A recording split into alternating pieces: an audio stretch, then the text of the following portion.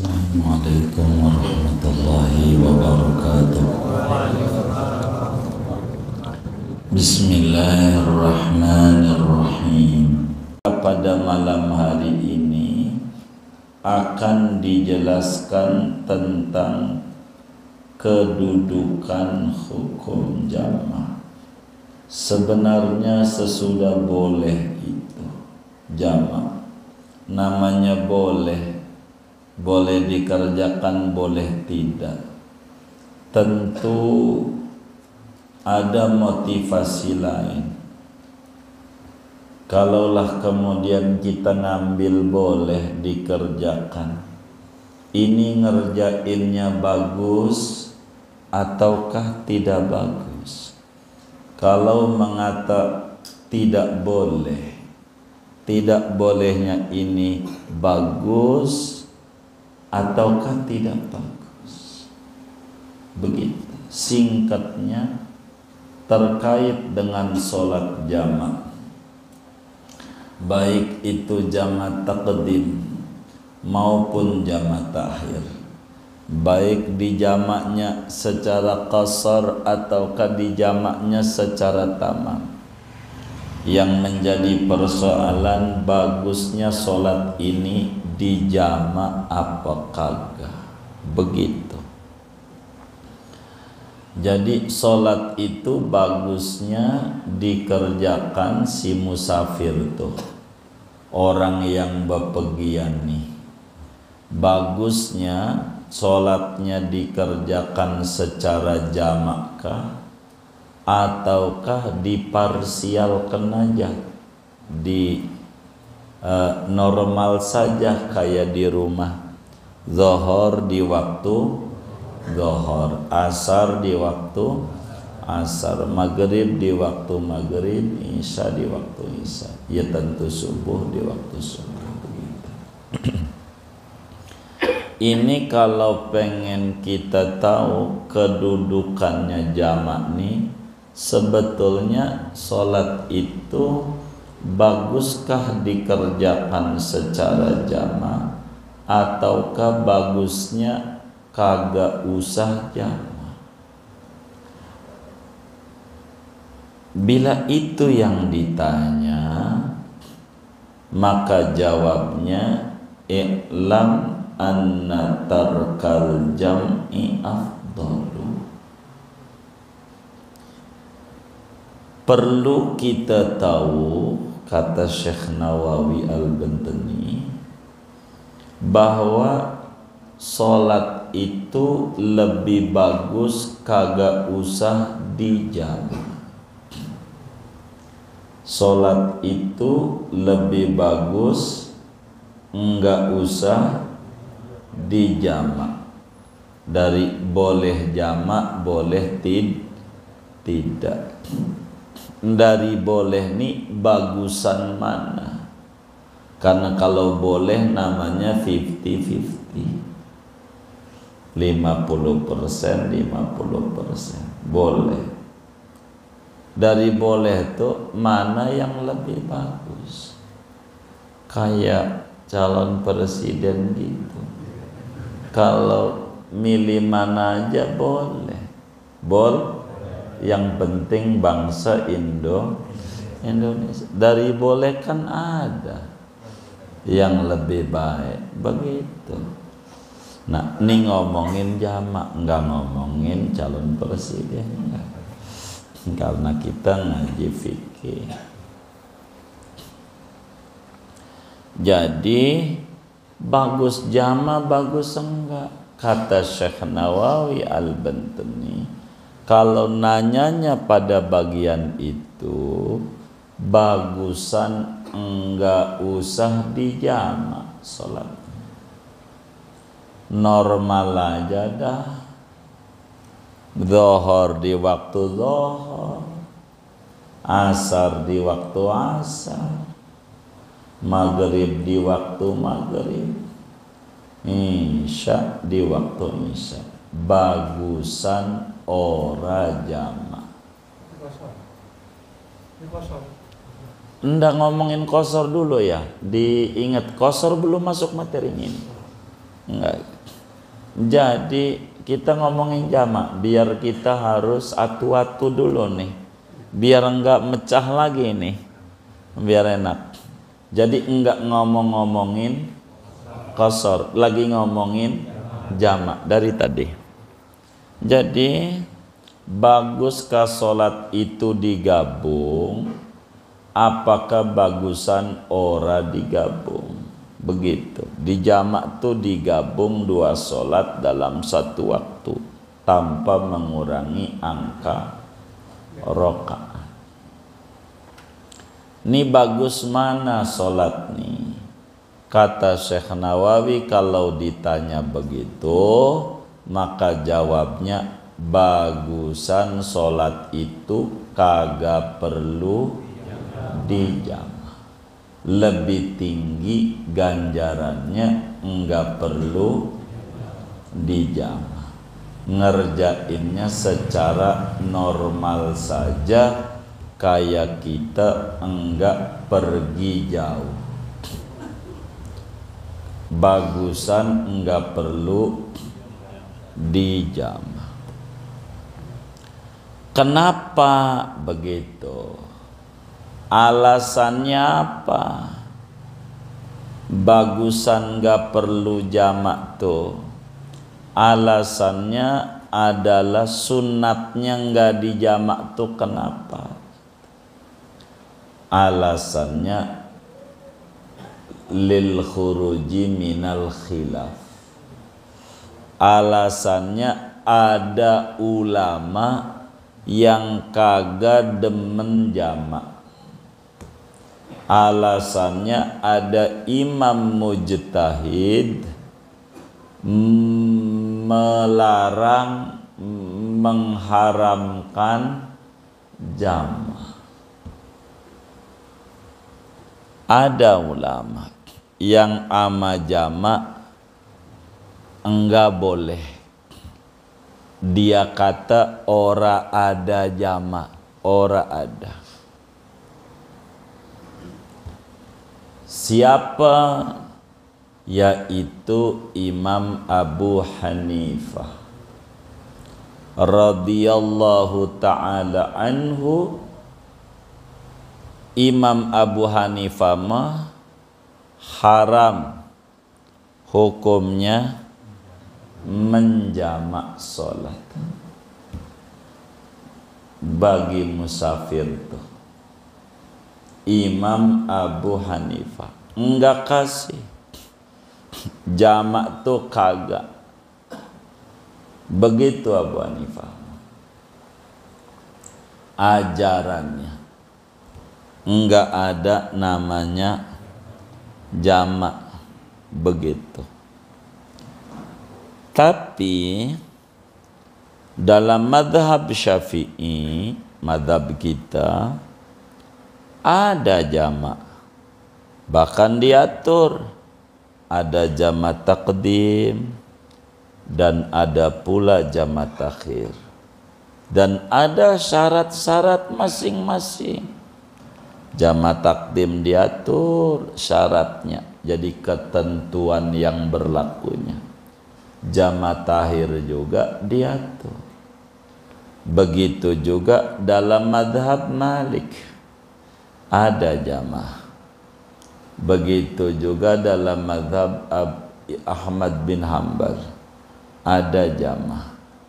Tapi ada satu ulama dalam mazhab Imam Abu Hanifah, jamak tuh bagi musafir kagak boleh, enggak boleh, dilarang. Dan di dalam kaidah madhab, al-khuruj minal khilafi mustahabun, keluar daripada perselisihan pendapat ulama yaitu sunnah. Keluar tuh ngikutin pendapatnya dia, itu dianjurkan. Begitu namanya khilaful madhab, berbeda madhab. ini bagus untuk diikuti.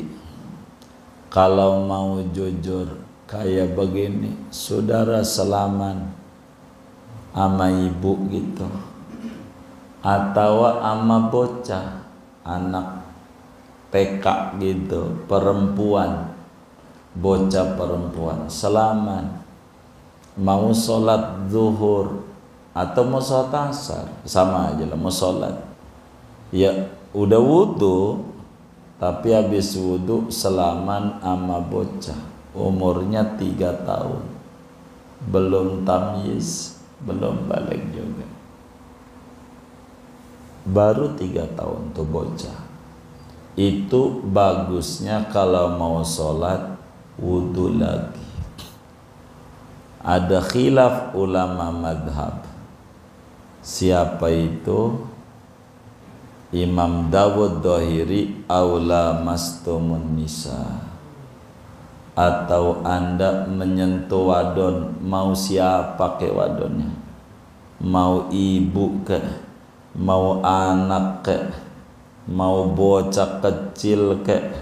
Pokoknya kalau wadon mah kalau salaman batal, kata Imam Dawud Dhahiri. Namanya khilaful madhab.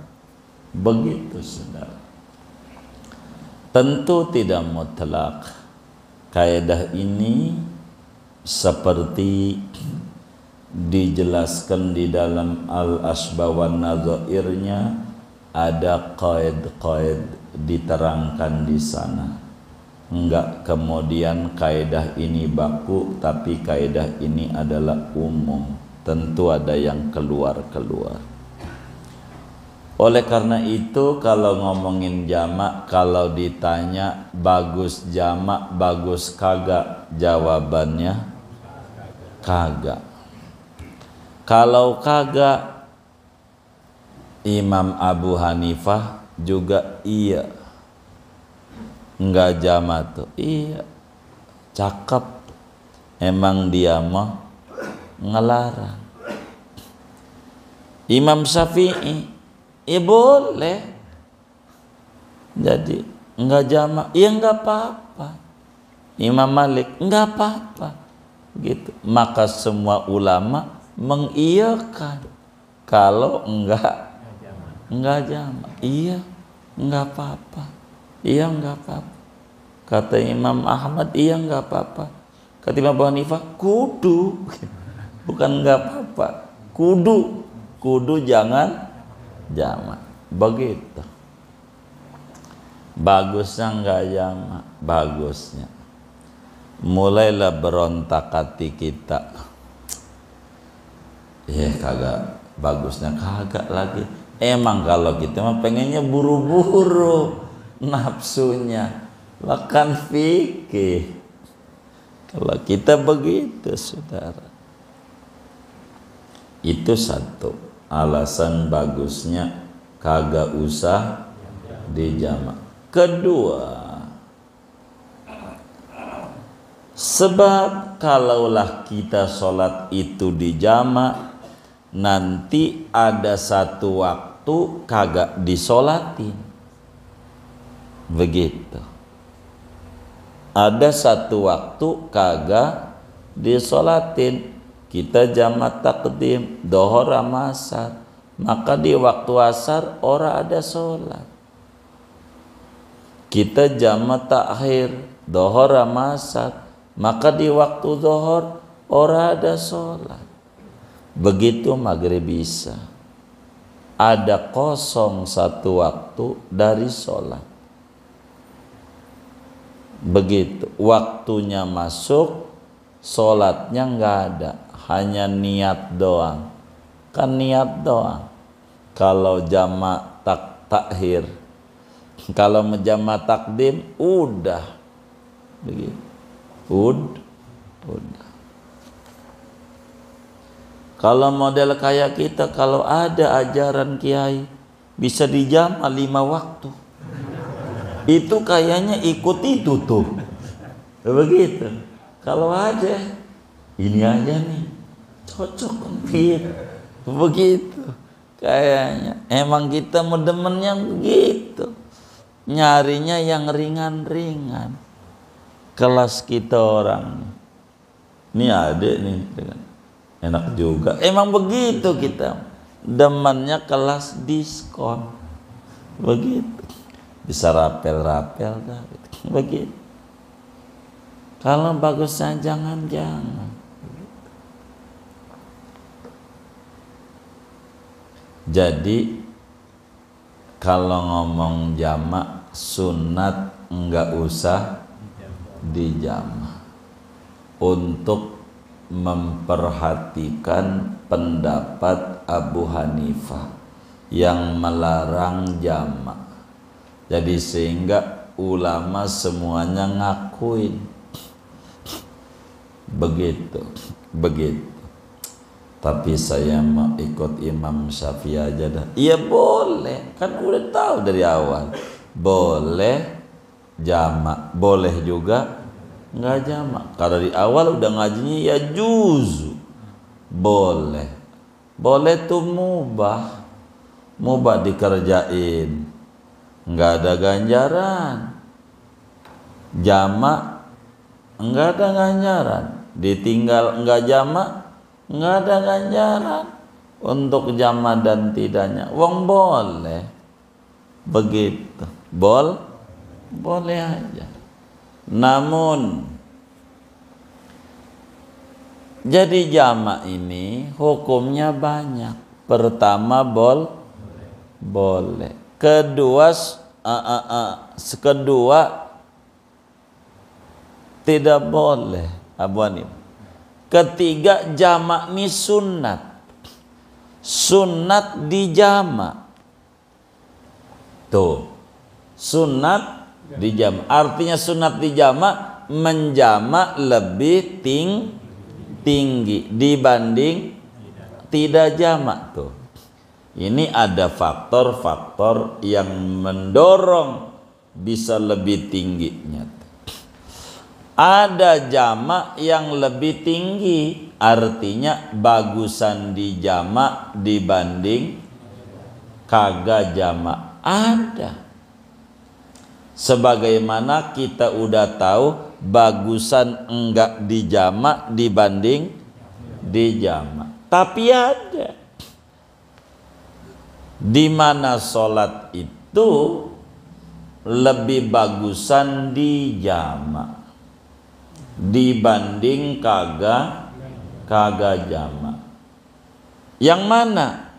Satu, orang yang wukuf di Arafah. Orang yang wukuf di Arafah tuh pada tanggal 9 Dzulhijjah itu bagusannya di jamak saja. Sholatnya bagusnya di jam. Kenapa? Karena ada ulama yang mengatakan wajib jamak. Kalau di Arafah ada ulama yang mengatakan wajib. Siapa? Imam Abu Hanifah. Abu Hanifah mah di Arafah tuh waktu wukuf tanggal 9 tuh Zuhur dan Asar wajib dijamak dengan cara jamak takdim. Wajib. Karena ada ulama yang wajibin, bagus ikutin. Biar enggak direweli. Semuanya diakomodir. Semuanya diikuti. Maka orang yang sedang wukuf di Arafah bagus sholatnya di jamak secara jamak takdim. Jamak takdim yang di Arafah tuh. Pakai kosor enggak di Arafah ini? maka dilihat daripada perjalanan yang dia tempuh, dari mana dia pakai kain ihramnya. Kalaulah dia yang ditempuh itu jaraknya 90 km ke atas, maka di Arafahnya di samping jama takdim dohor dan asar juga diqasar, dipendekin, dohor 2, asar 2, bila mana memakai kain ihramnya, yakni niat ihramnya, jarak dari dia niat menuju Arafah itu 90 km ke atas. Itu jamak plus qasar. Namun bila mana dia niat jamaknya tidak niat jam, bila mana niat ihramnya tidak ada jarak 90 km, yakni kurang dari 90 km, maka jamak doang tanpa qasar. Jamak doang tanpa qasar. Seperti kita dari hotel Mekah. Dari hotel Mekah niat ihram, kitanya dari hotel Mekah niat ihramnya, maka yang dari hotel Mekah ini dihitung jarak Mekah ke Arafah. Berapa tuh dari Mekah ke Arafah? 25 km.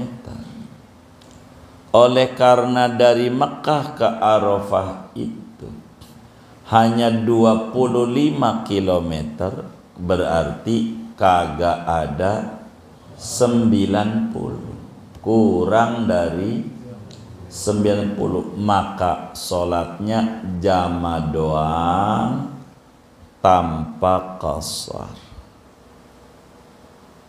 Jama doang tanpa qasar. Kenapa?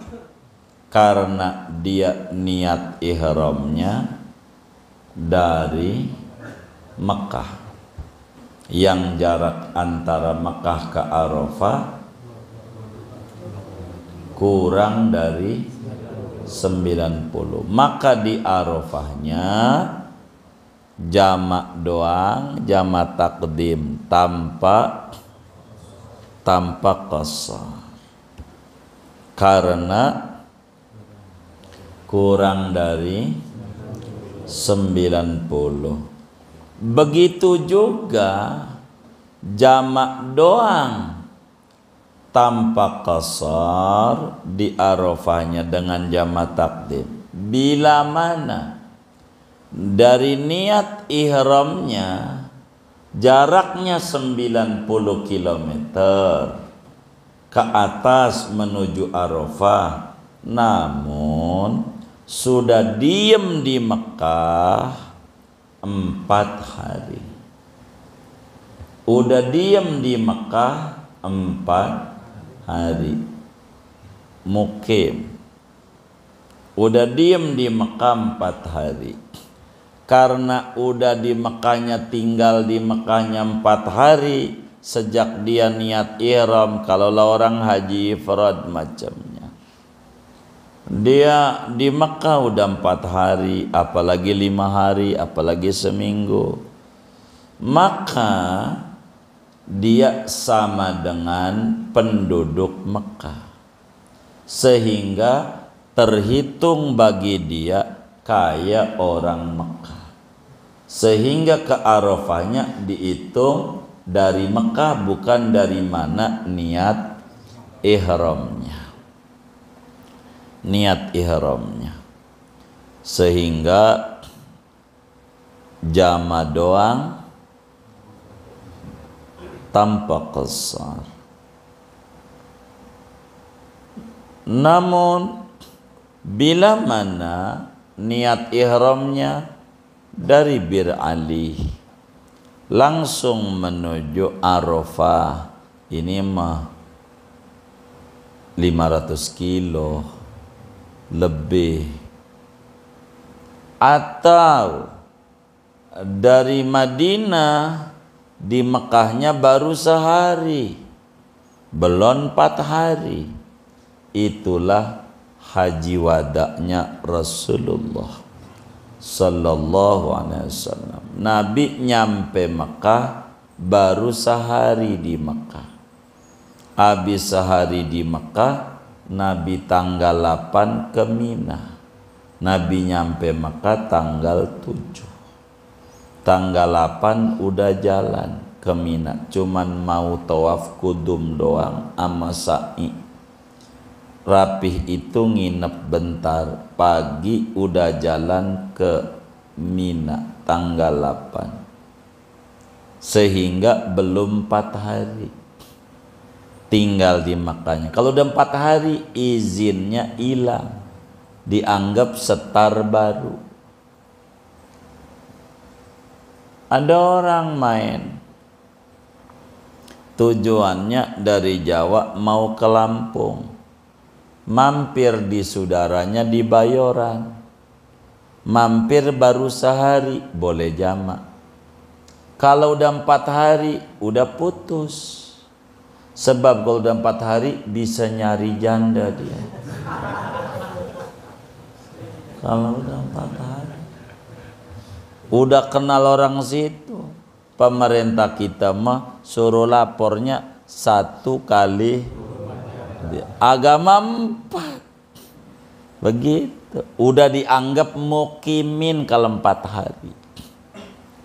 Oleh karena Nabi dari Madinah di Mekah sehari, langsung menuju Mina, menuju Arafah besoknya 9, maka Nabi mah jamak juga, qasar juga, karena niat ihramnya dari Bir Ali. Jauh 500 km dan di Mekahnya cuman sehari. Jadi kalau kita kayak begitu ya begitu, jama juga, qasar juga. Tapi kalau kita ajinya tamattu di Mekah udah lama nungguin waktu wukuf, baru niat ihram dari Mekah ke Arafah 25 kilo. Ini mah jamak doang tanpa qasar 4 begitu. Lebih tinggi mana di Arafah? Tinggi jamak dibanding kagak jamak. Satu tuh tinggian jamak kita harus tahu. 2, mau mabit di Muzdalifah. Bagi orang yang mabit di Muzdalifah malam lebaran, malam Idul Adha, malam takbiran, itu bagusnya sholatnya di jamak maghrib isya dengan jamak takdim, jamak takhir. Bagusnya di jamak dengan cara jamak takhir. Di Arafah niat menunda sholat maghrib untuk dikerjakan di waktu isya, kayak kemarin ngaji kita jamak takhir di Muzdalifah. Kenapa begitu? Nabinya begitu. pakai dikosor enggak? Kayak tadi lagi. Kalaulah kita dari Mekah yang ke Arafah cuman 25 kilo, begitu di Arafah nggak dihitung, orang sehari doang nggak 4 hari, sama aja. Menuju Muzdalifah ya baru juga cuman 5 kilo dari Arafah ke Muzdalifah, jadi 25 ditambah 5 30 kilo. Maka jamak doang tanpa qasar dengan cara jamak takhir. Jadi di Arafah zuhur asar, di Muzdalifah maghrib isya. Kalau Nabi jamak qasar, wong dihitungnya dari Madinah, mampir di Mekah semalam, mampir di Mina semalam, di Arafah enggak nginepnya di Muzdalifah, nanti ke Mina lagi. Habis itu tuh begitu, wis jama doang, maghrib 3, isya 4. Sholatnya di Muzdalifah aja, walaupun jemputan mobilnya sampai isya jam 10 malam belum, dari Arafah belum keangkut, di sono aja sholatnya. Nabinya begitu.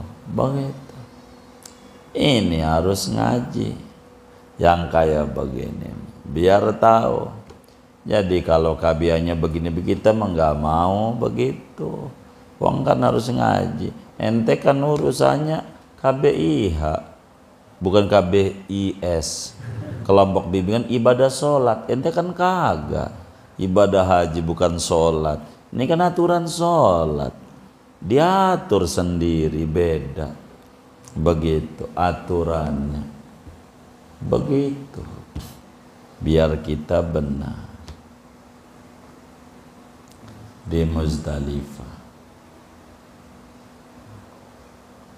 Mana lagi yang bagusan jamak? Kalau sholatnya enggak jamak sendiri, kita serombongan sebis, ustadznya jamak aja, kata ustadznya, orang ada diskon ngambil normal rada miring, kata ustadznya jamak aja. Jadi semuanya jamak. Kalau kita enggak jamak, sholatnya kagak berjamaah. Kalau pakai jamak, berjamaah, udah demi berjamaah maka bagus jamak sholatnya, demi dapetin berjamaah dalam satu konvoi, satu rombongan. Begitu. Jadi kita harus tahu.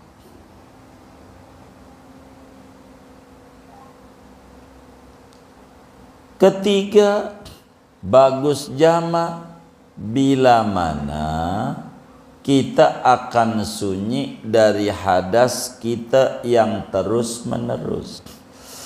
Kalau sholat ini di jamak belum netes kencingnya, ada orang kelepnya dol, pentilnya kencing mulu, netes mulu, namanya kelepnya udah dol, kencing. Ada yang kentut mulu atau istihadah gitu, namanya hadasud daim, hadas yang terus menerus. Kata kita, kalau sholatnya di jama dohor ama asar ini kelar, kita enggak netes kalau jam segini nih. Tapi kalau nanti di asar ini enggak berhenti-berhenti nih, jam aja. Begitu, daripada ribet sholatnya.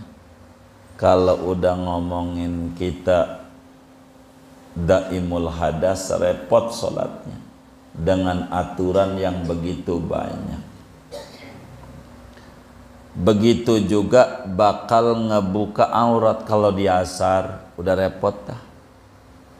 Sarung nggak ada, adanya dohor doang, gantian nama bini, jama aja, punya nyatu. Ini mah jangan dikata ente, ini bagaimana ente sih sarung banyak, ini ada orang yang nggak punya, ada arung atu-atunya. Kalau dipakai laki bininya telanjang, dipakai bini lakinya telanjang. Yang model begini jama aja, biar enggak ada sholat dalam keadaan telanjang. Begitu bila kasusnya begitu.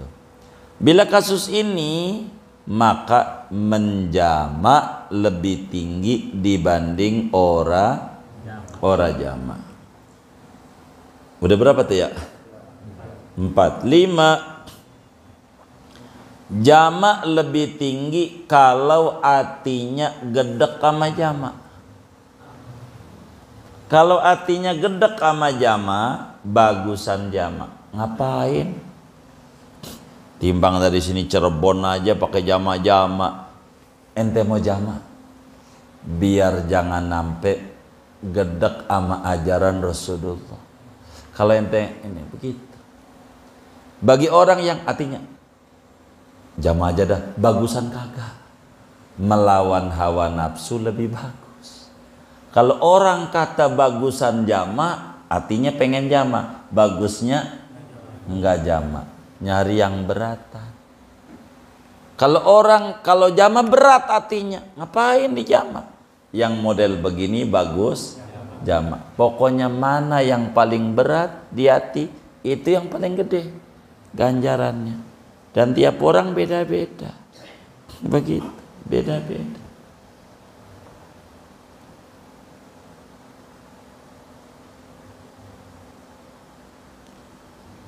Mana lagi yang bagus jama? Ustad.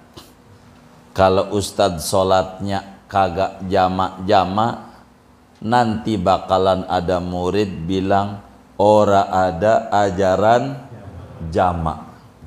Kagak ada ajaran jama. Gua punya guru kagak pernah jama. Begitu. Kagak ada. Begitu. Bakalan jadi ngingkari ajaran Rasulullah. Ini bahaya. Yang bakalan memunculkan begini. Bahaya. Begitu. Ini berbicara jama itu hukumnya adakah menjama hukumnya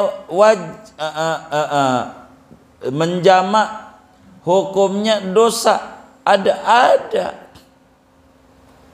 begitu. Ada yang jama hukumnya dosa, ada. Bagaimana? Wukuf di Arafah. Wukuf di Arafah itu dimulainya gelincir matahari tanggal 9 sampai terbit fajar. Sampai terbit fajar. Sampai adzan subuh dah.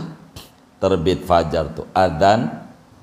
Lewat dari adzan subuh, takbiran hari raya Idul Adha ada di Arafah, kagak jadi wukufnya, udah lewat waktunya. Begitu, udah lewat karena udah kesubuhan. Ini bagaimana? Ada orang nyasar-nyasar ke Arafah, mungkin ikut haji furoda. Furoda itu artinya fura-fura ada.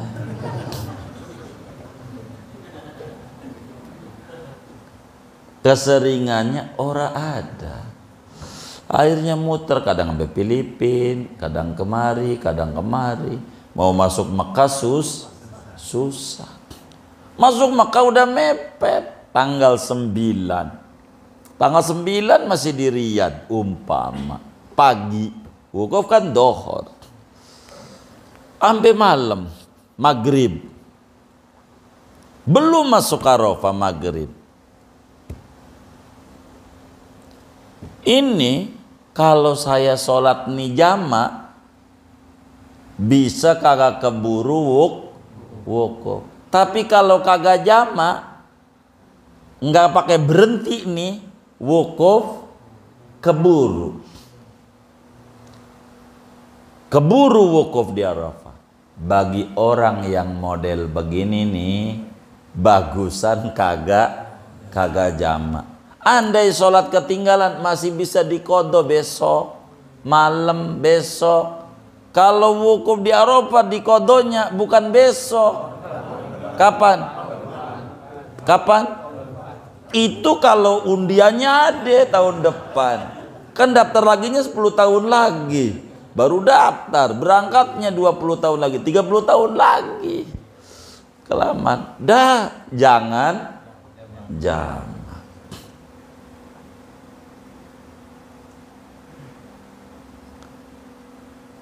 Haram jamanya, haram. Karena menyebabkan luput wukuf. Begitu juga ada orang musafir. Jadi kata dia, ya sholat emang sih boleh jama, boleh juga enggak, tapi gue pengen jama aja, diskon lumayan, mau jama. Cuman kalau sholat jama ada orang yang jatuh dari kapal laut. Ini kalau kagak ditolongin modar nyawanya, mendem mati, tenggelam. Kalau jama bisa, cuman bakal mati. Kalau enggak jama keburu nolong, jangan jama, tolongin. Begitu juga nyelamatin orang yang mau ditawan, mau ditangkep, mau kebakaran, apa aja. Maka hukum itu ketika beradu kayak begitu harus ditimbang timbang.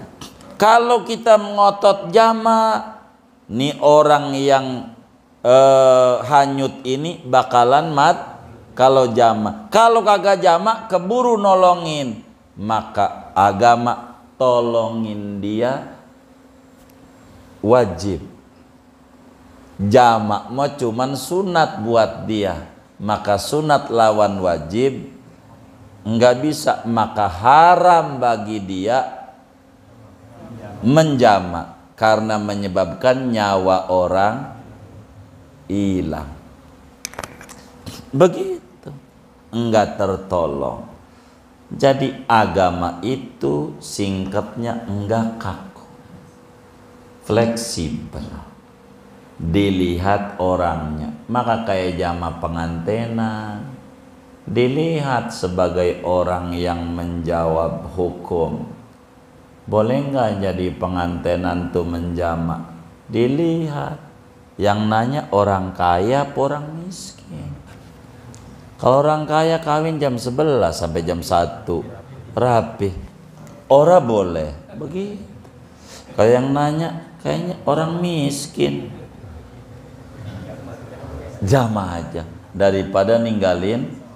Tuh hukum tuh fleksibel. Sama seperti fidyah puasa. Nih puasa difidyain kagak nih yang mati nih, Pak Ustadz, difidyain apa kagak ini baba gua mati nih? Dilihat yang nanya orang miskin apa orang kaya. Biasa kaya kontrakannya jadi 200, itu baru di Bayoran, belum di Ciseeng. Kalau orang kaya qodoin, berapa baba lo ninggalin puasa Ramadan? Baba sih ngomong mulai Sabtu umur 60, berarti dari 45 tahun. Kan begitu, kan umur 15 balik, maka 45 dikali 30, 4 kali 3 120. Jadi 45 kali 30 berapa ya? 1000 1235 hari. Kodoin. Begitu. Pagi-pagi anak-anaknya mau dapat warisan. Kodoin. Begitu. Ya Allah, tadi gua aja banyak. Iya, makanya jangan ninggalin. Kodoin. Itu katanya David ya. Bukan buat lu tuh ajarannya. Begitu. Datang lagi orang, Pak Ustadz, bapak mati. Ini vidya bagaimana? Begitu. Boleh nggak kodoin? Pengen dijawabnya boleh. Emang dia miskin, jarang makan, puasa, udah biasa. Udah biasa. Kagak ada kodoin, lo kudu bayar fidyah. Ya Allah Pak Ustadz, beras dari mana, makan aja susah. Makanya jangan ninggalin puasa. Begitu kok, jangan dibalik. Yang kaya fidyah ringan, mendingan kagak usah puasa, ntar aja nunggu mati. Begitu tuh, salah si Ustadz yang nerangin begitu tuh. Harus paham ajarannya. Tapi ngaji ini saudara, saya ini jam 9 kudu ada di Marunda. Marunda tuh mana ya? Bekasi. Jauh ya.